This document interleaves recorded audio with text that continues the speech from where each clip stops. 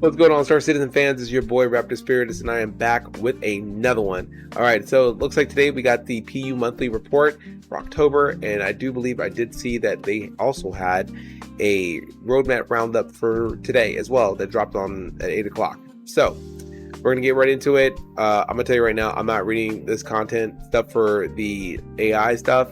There's some stuff about stuff for the landing pads, and then AI for facial features and voice packs and whatnot. But I'm just gonna skip all the way down to animation. So it looks like they improved some stuff with the Copians and the Yamandi. They actually used animal trainers with the I guess the dogs to give a more realistic movement for the Copians, which I think is really cool. Last month saw a major push within the facial animation team to complete the new content for Alpha 4.4. This included new animations for the returning ATC character mentioned in September's report, which is the ATC guy from Levski. People who are old backers will know who this person is. I didn't get here during that time where Levski was still around in the Stanton system, so I wouldn't know who this person is. But apparently he's a favorite, so he's back. At the start of the month, the team attended another shoot with the narrative and motion capture teams. This time, they captured content from a new mission giver as well as multiple voice packs for NPCs throughout the Nyx system. This will be released as part of Alpha 4.4, though the mission giver will not appear until a future patch. So this mysterious mission giver will not be in the upcoming patch right away, so it will be in some later patch. For the art characters teams, the character art team finalized various armors for a new gang and in-game rewards, and progressed with a new heavy armor and clothing items. The concept art team finalized handoff sheets and began exploring directions for a new gang. Okay, so we're getting a new gang. I wonder if it's the one we saw that was in Nyx already with the armor that we got for the Citizen Con goodies pack. Excuse me. I just got off work. I'm a little tired. Art ships. This is obviously what I love the most, but I digress. In the UK, the ships team supported the release of the Anvil Paladin, the Superior Stinger, and Gray's Market ship at CitizenCon, which we already know. Work on, yes, we're going to get to this photo right here, so just give me a second. Work on the Aegis Hammerhead and RSI Aurora continued to bring them up to modern standards. For the Hammerhead, design are currently setting up the revisions, including the addition of blast doors throughout the corridors and updated component placement. The Aurora is currently awaiting downstream support, particularly for audio and VFX, as these features some of the oldest in the game assets, which it definitely does. Now, I can already tell you from looking at this picture, and let me see if I can blow it up, because I think I have this somewhere in here.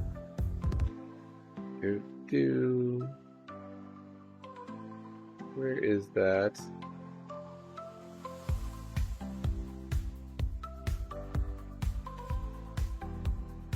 All right, so just blowing this up a little bit so we can really kind of look at it. So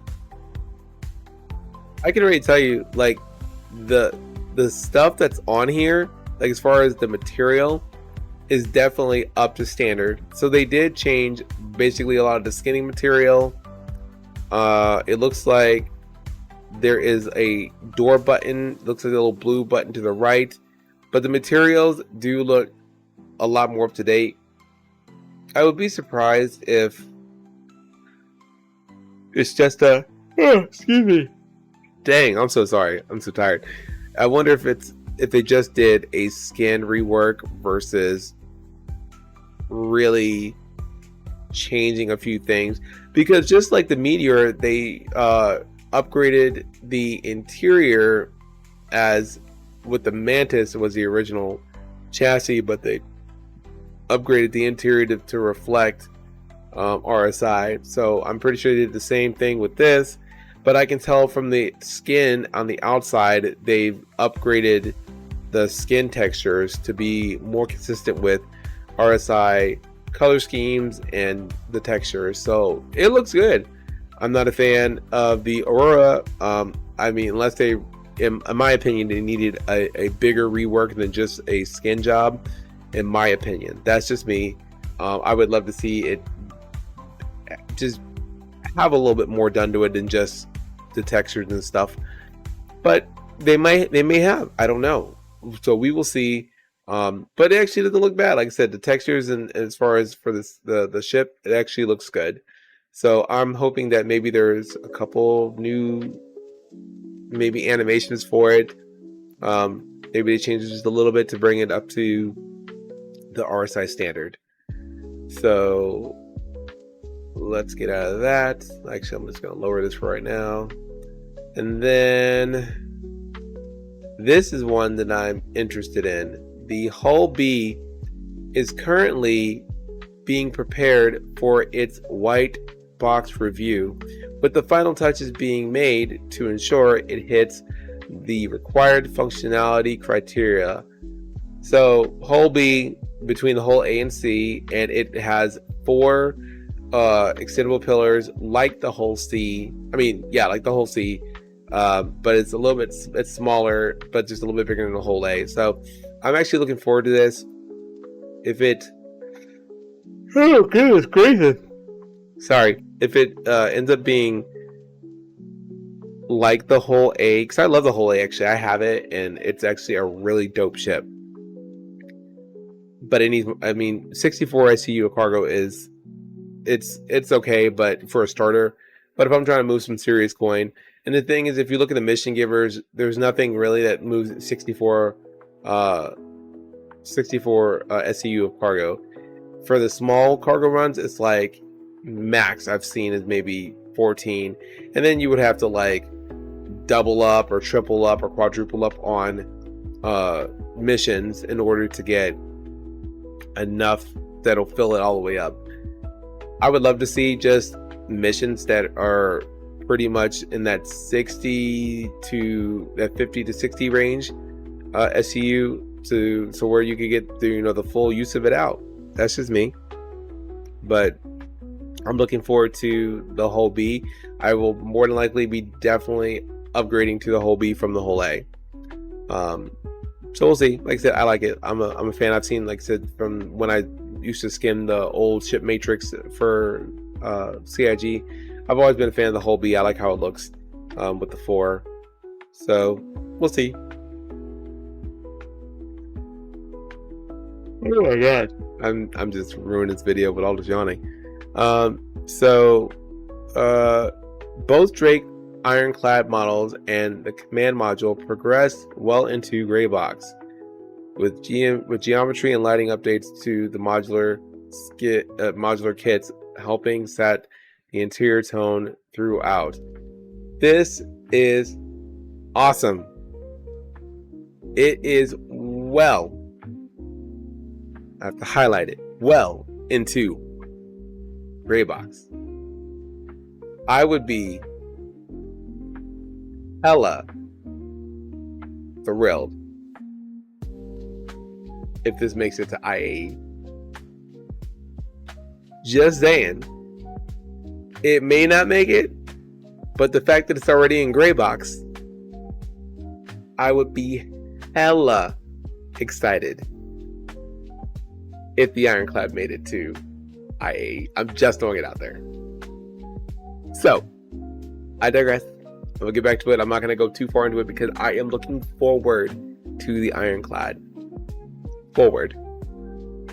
So, and here's another picture of it, and I do have another one. We can blow that up, I believe, and have the...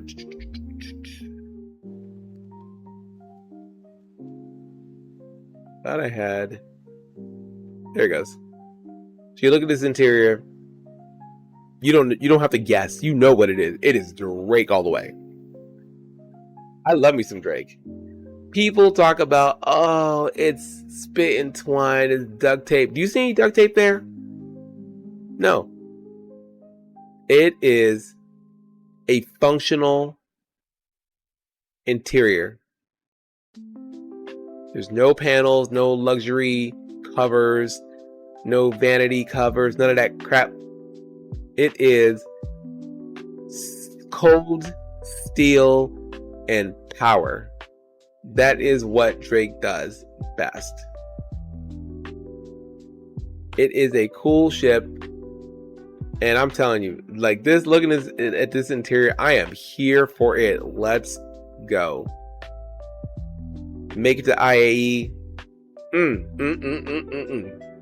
I'm excited, but it probably won't be a IAE. It's fine, but I'm gonna hope. I mean, if you guys feel like it might make it, because I mean, like I said, it was just in white box like less than a month ago,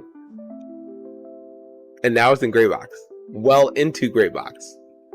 Just saying, it might show up. It may not, but if it does, I'm there. And you know, as you guys notice, I'm the optimist.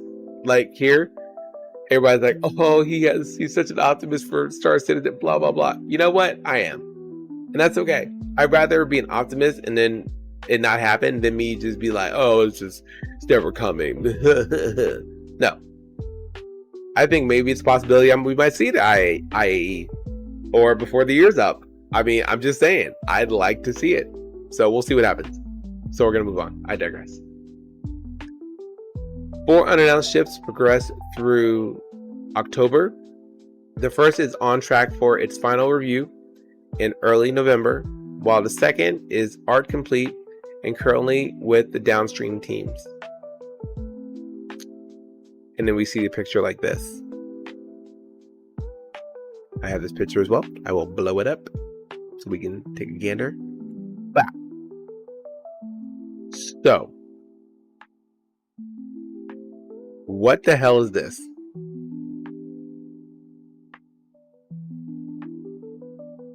Just looking at the paneling, it's a Drake ship. That's what I'm going with. Just looking at the paneling, it's a Drake ship. Why? I think this is a wing from that new Drake Clipper ship.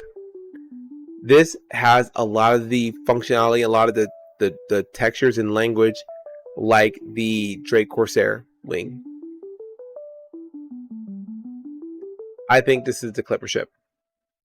And it's a wing. That's just my opinion. What do you guys think it is? I think it's a Drake ship, and I think it's the Clipper, because we know that's the one that's coming. So that's just me. So, I digress. Move along. The third and upcoming variant passed its Lot Zero review. Following this, the downstream teams began their tasks ahead of its final review. Art was also completed for an all-new ship before it continued down the pipeline, with paints being created alongside a full pass from QA. Did I read that right? Art was also completed for a all-new ship before it continued down the pipeline, the paints being created alongside a full pass from a QA. Just curious what that is. Another new vehicle, the Grey Cat UTV, which was briefly shown during the introduction of the STV, entered its white box phase. So there was some speculation that a couple of videos ago, someone posted a post that CIG had put up on the site about a possible. Oh no, I'm sorry, with the data mine, saying another ground vehicle, which was the MDV or something like that. It's like the MTC, but it's like MDV or something like that. So there might be 2 ground vehicles coming into IAE. But this Gray Cat UTV is, we've seen it. I think it looks like a militarized big golf cart. And I know you've seen them before. I think I've seen them around on some military bases or something similar, where you can it has a little gun rack on either side, and yeah. So I think that'll be cool, because those small vehicles are great for vehicles that don't have cargo space. Smaller vehicle, I'm pretty sure, will be quick. Get you from A to B without you having to need a huge ship to carry a rover or the MTC or whatever. I'm a fan. So let's go. Finally, for the UK team, pre-production kicked off for the Anvil Liberator. You hear that? You hear that, Wolf? It's coming.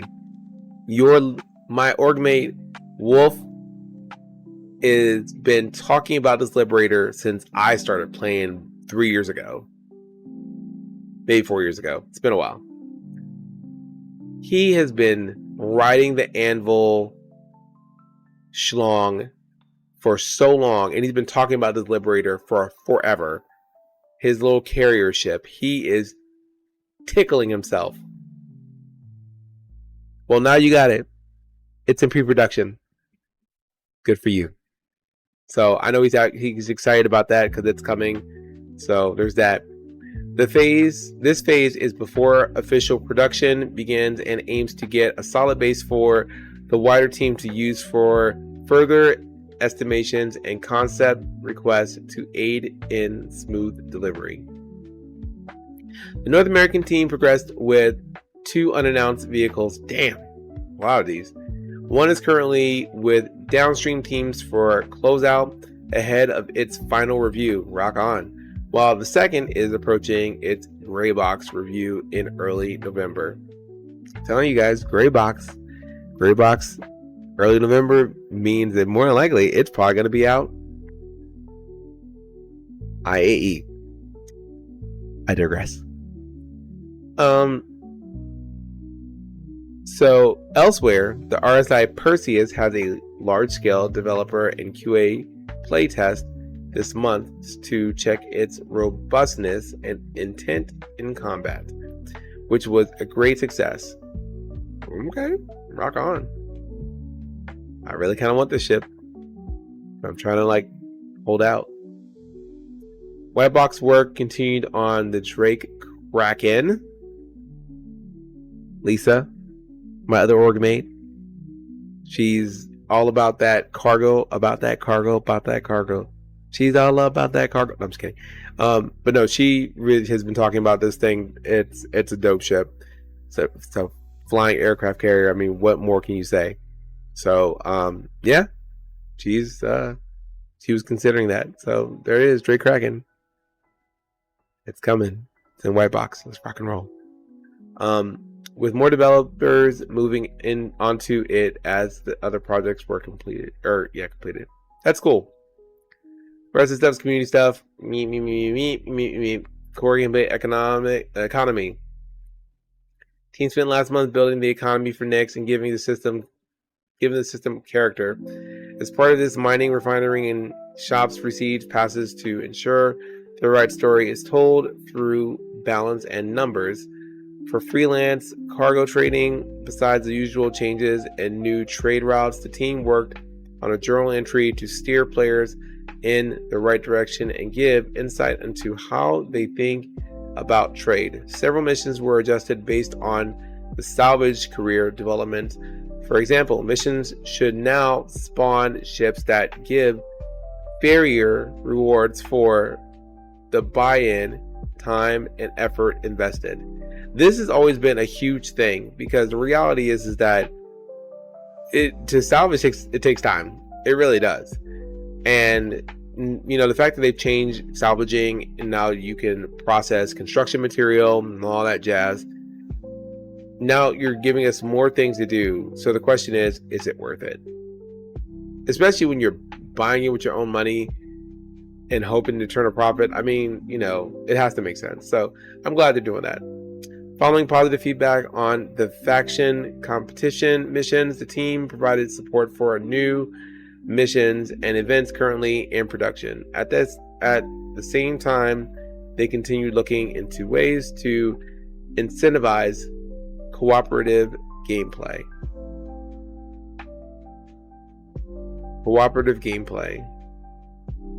I would love to see more cooperative gameplay. I will be honest, I was actually in I was in Pyro the other day. Just trying to do some trading to make a little bit of coin. And I flew up on this Hercules. Ramp open. There were two guys on it. I looked at them. They looked at me. I guess they just finished doing some cargo. They got in their ship. Flew away. Now, they could have clapped me there just because they wanted to be, douchebags. But they didn't, because I'm not a threat. They're not trying to be murder hobos. I don't got nothing they need. And that's the way it should be. If you're only playing a game to just be a murder hobo, find something else to do, dude. I mean, yeah, sure. I know it's part of the game, but really, I really like it when people mind their own business. Unless I'm hauling something like juicy, and you see, let's say I'm in like let's say a whole bee came out, and I'm hauling like mad drugs or something, mad slam and some bullshit like that. Yeah, sure. I expect you to come get me. I expect that. I'm hauling like 100 SCU, 300 SCU of fucking Quantanium. Yeah, you better come get me. Absolutely. Yeah. I'm running around in a fucking solo ship, fucking starter ship, a Sulin, and you blow me up for fun.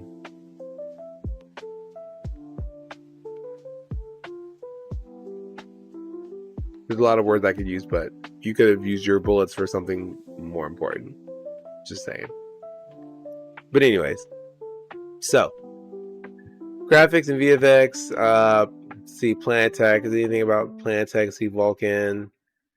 And I'm really more curious of whenever they start talking about the Genesis stuff. I'll be super excited about that. Mission design. Mission design worked on the recent limited time event, Frontier Fighters finale.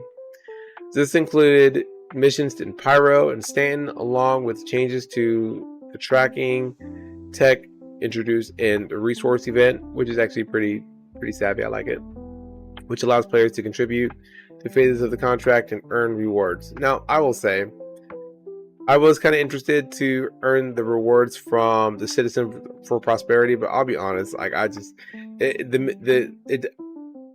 doesn't give me a lot to care about. It's cool, and don't get me wrong, but this time around, the resource for Stanton, that was cool. They had 5 tiers, and you would, in each tier you get something even better.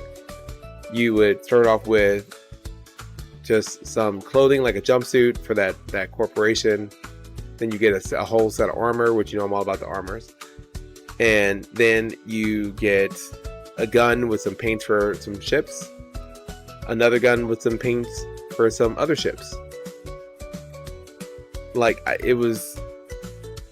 It was good because you got a lot for grinding what you did. So, but this one is 3 things, and they look cool, but So I just hope then when they do this in the future, for the next one, it's a lot more reward you can get. But I'll tell you what I am looking forward to, instancing for the Siege of Orison. I love that mission. When I first started playing Star Citizen, that was the big thing, and I was playing it like constantly. I just loved it. Just getting in there, and you could be getting shot from everywhere, from random spots, just hopping place to place, disabling stuff, fighting your way to a platform. That was dope. I wish there was more of that. Speaking of platforms, all them platforms on Crusader, I hope the CIG is gonna reopen the missions to do like the bunker style stuff there, because they're just chilling. Platforms just hanging out. Do something with them. I actually like going there. That's just me. So, anyways, I digress. Again, the team also completed a major loot refresh, with devs updating the UGF and distribution centers to give greater future control and bring them up to par with the current design.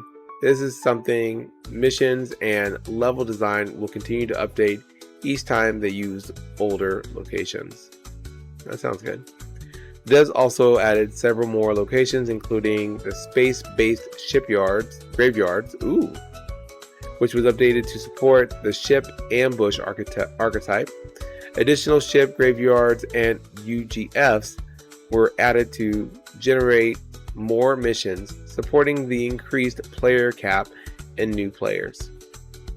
The mission team also completed their work on the Accept from World feature. I guess when you get to you're in a certain location, it spawns missions for that location.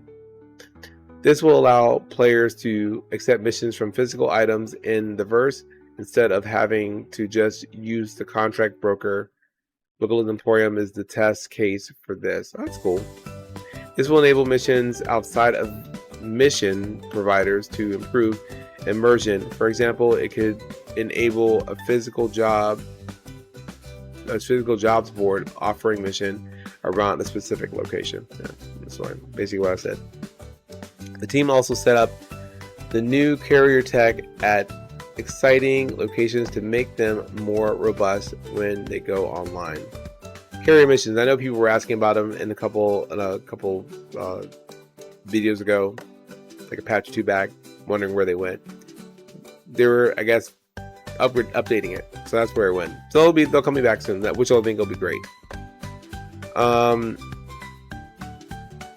Work also progressed on the features shown at CitizenCon Direct. System-to-system hauling progressed well, with the devs adding new missions that will require players to take items between star systems.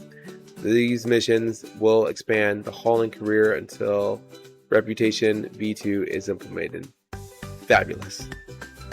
Cannot wait. And I think the reward for hauling across a system, across different star systems, should be high, where its in system is a little bit lower. I think that would make sense. Some exciting missions will move over to the Nyx system with new narrative elements, while some older content will return, including mission persons, black box recovery, and retrieve cargo. The upcoming Welcome to Nyx mission progressed well too. Finally, a design review was done for Siege of Orison. Let's go! Yes! With the team looking at player feedback and seeing how to improve the event to support instancing. Let's go. Now, I will say it was nice when a lot of random people were doing it, because that's how I actually made some friends and got to know some peeps. I think it's instancing. I think it's good to keep the griefing down, but I feel like sometimes it's a fine line, because now you're kind of alienating yourself from meeting new players that might be, fun friends for the future. So I don't know. I have mixed feelings about it for instancing, but I understand, because when you got murder hobos everywhere ruining your fun, it's not fun. So,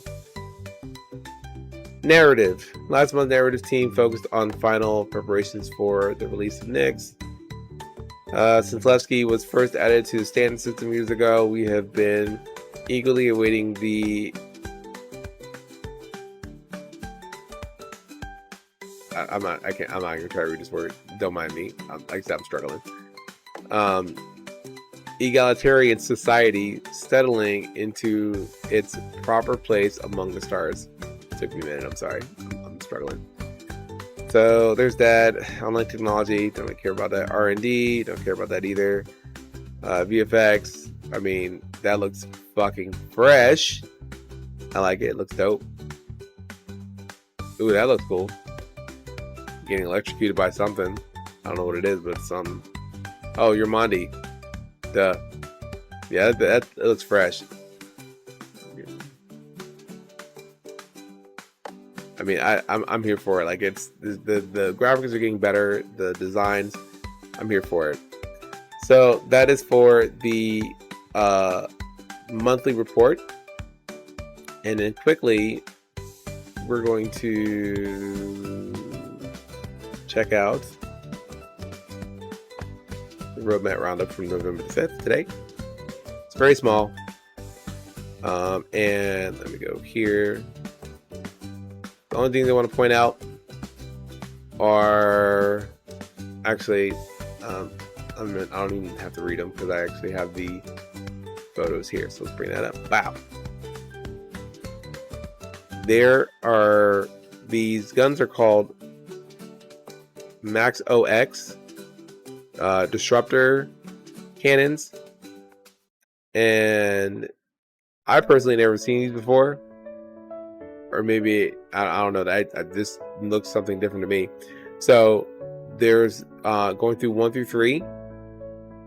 And so these are those cannons. And then lastly, the Wicklow versions of the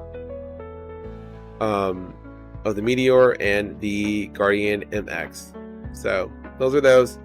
That's all I got today, guys. I apologize for the yawning. Like I said, it's late. I'm tired.